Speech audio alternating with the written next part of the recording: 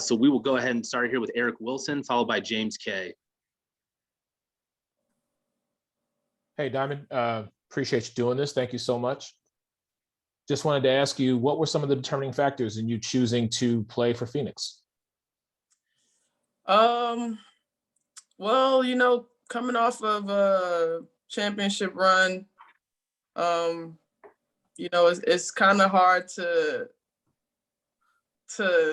think you'll see yourself somewhere else. So when free agency started up, I definitely wanted to go somewhere where I knew I could contend, somewhere where there was a rich tradition of winning and competing for championships, firstly.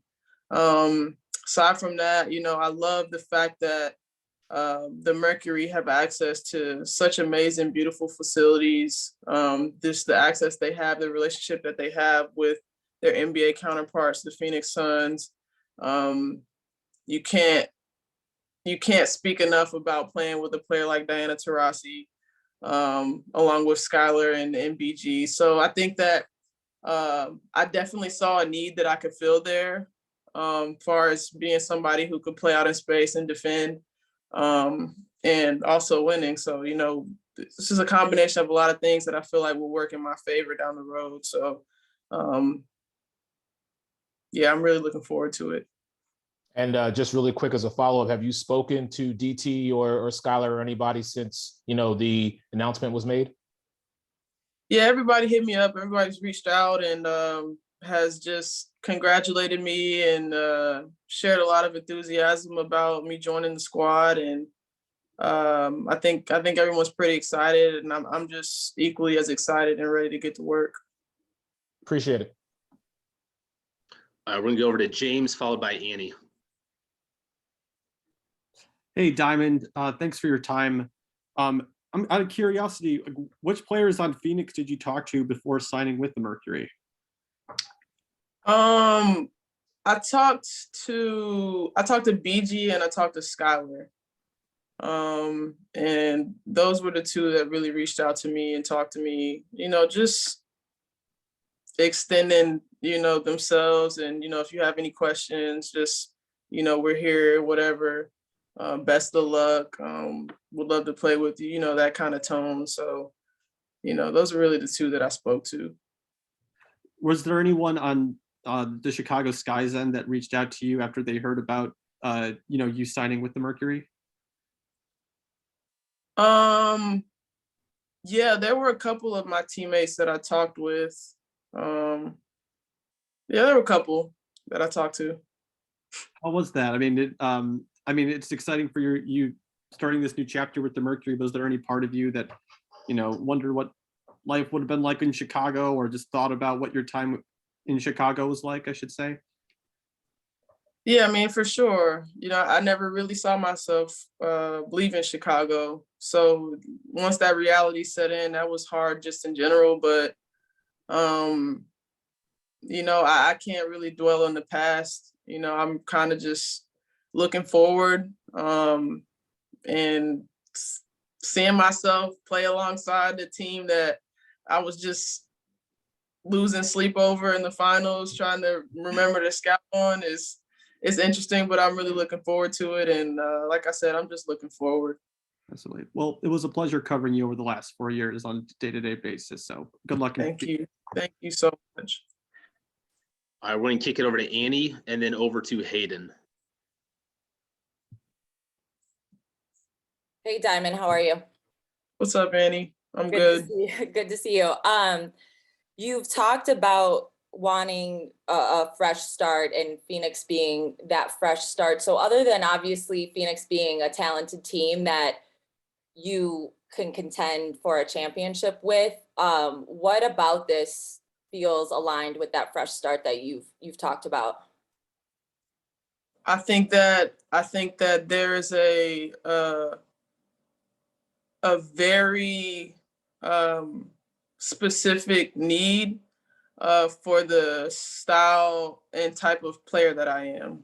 I think that defensively, I'll be able to be very helpful for this team, and also just playing in transition.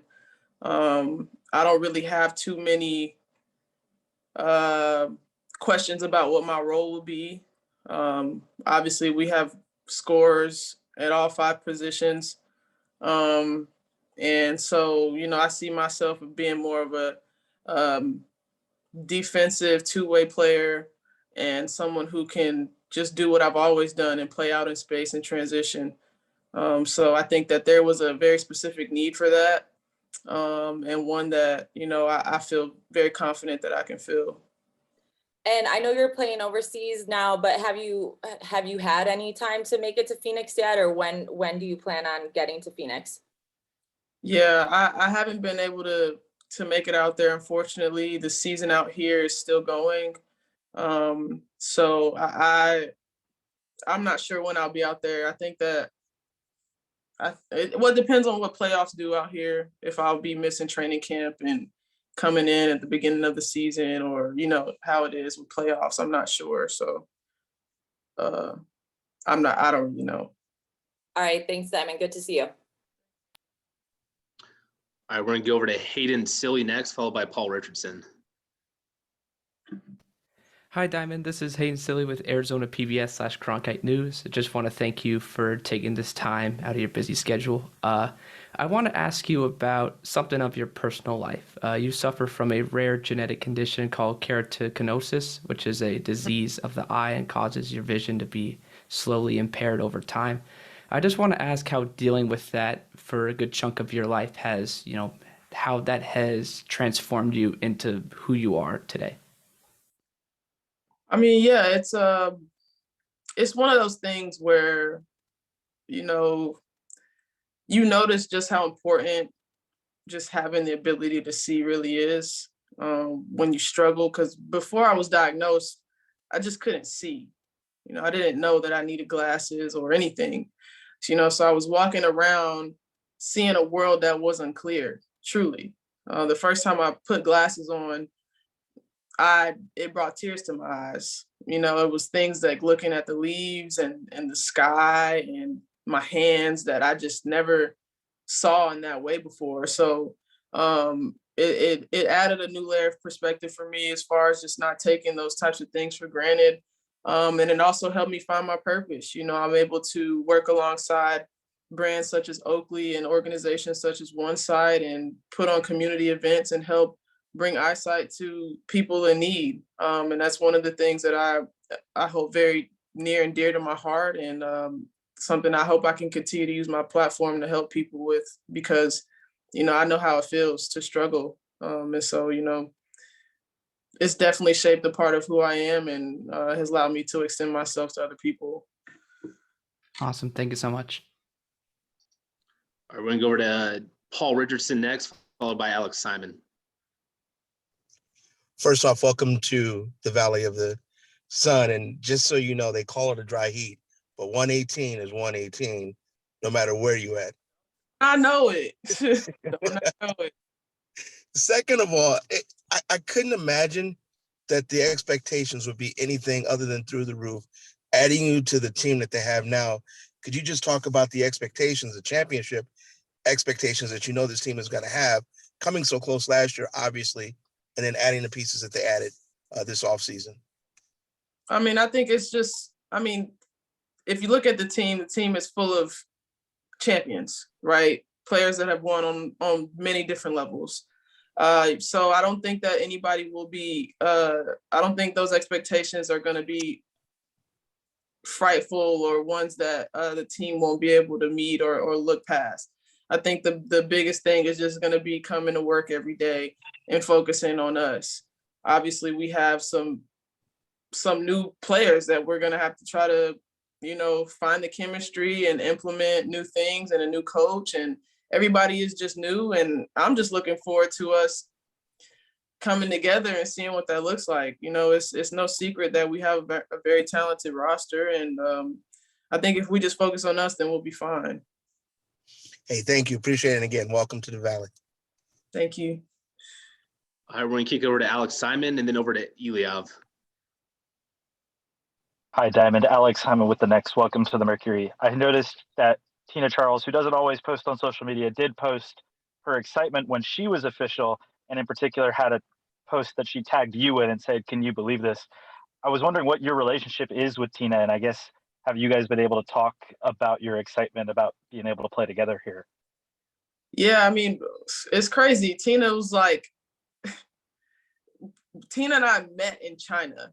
I went and played overseas in China, and I guess I was just sitting on the baseline looking sad before the game, and she came up to me and she just checked on me. You know, sometimes it's hard for players in general, but young players specifically, just being overseas, being away. And so Tina came and she checked on me, and then it was like ever since then, she and I just stayed connected. Every time we saw each other, it was always love.